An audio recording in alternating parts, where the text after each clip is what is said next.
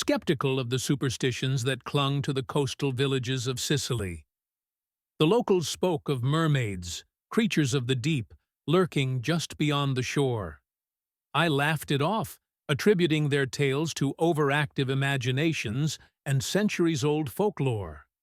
As a naval officer stationed on this rugged coast, my concerns were more practical: securing the waters, maintaining the peace, and ensuring the safety of our port. The first time I heard it, the night was silent, except for the whisper of the waves against the sand. A cry, faint and plaintive, like that of a baby, drifted through the air. I stopped, listening intently.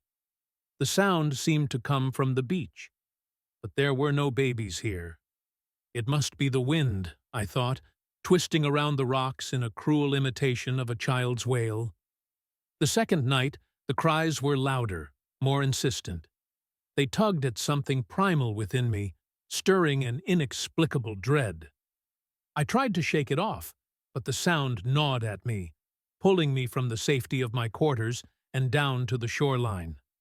The moon cast an eerie glow over the deserted beach, turning the sand into a landscape of shadows and light. As I approached the water, the cries grew louder still, each one a knife to my nerves. My flashlight cut through the darkness, its beam trembling in my unsteady hand.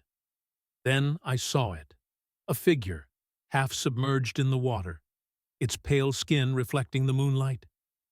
It looked human, but something about it was profoundly wrong. Driven by a mix of fear and duty, I moved closer. Suddenly, a cold, slimy hand shot out from the water, clamping around my ankle with unnatural strength. Panic surged through me as I swung the flashlight down, illuminating the horror that held me captive. The creature was a grotesque parody of the mermaid myth. Its upper body was vaguely human, but twisted and deformed, with pallid, scaly skin stretched taut over a skeletal frame. Its eyes were black voids, devoid of any soul, and its mouth, filled with rows of needle-sharp teeth, curled into a sinister grin. Below the waist, a serpentine tail writhed and coiled, dragging me inexorably towards the icy depths. Realization struck me with a sickening jolt. This thing had lured me here, using the cries of a baby as bait. My heart pounded in terror as I struggled against its grip, the water rising around my legs. The creature's strength was overwhelming, and its touch was like death itself, cold and clammy. Desperation fueled my struggle. I kicked and thrashed, my hands scrabbling for anything to hold on to. In a frantic burst of strength, I managed to wrench free, falling back onto the sand. The creature hissed, a sound that sent shivers down my spine, before retreating into the black water, its eyes never leaving mine.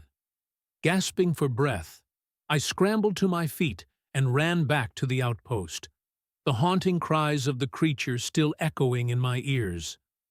I knew then that the old stories were not mere superstition. The coastal waters of Sicily hid dark secrets, horrors that defied comprehension. I warned the others, but my tale was met with skepticism and pitying smiles. They didn't understand. How could they? The cries of the creature still haunted my nights, a constant reminder of the darkness that lurked just beyond the shore, waiting for the next unwary soul to fall into its deadly embrace. Now, every night, I listen to the wind, dreading the return of that awful, haunting wail. The horror of that encounter has left a mark on my soul, a scar that will never heal. The sea, once a source of peace and beauty, has become a dark and terrible abyss, a place where nightmares dwell and the cries of the damned echo through the night.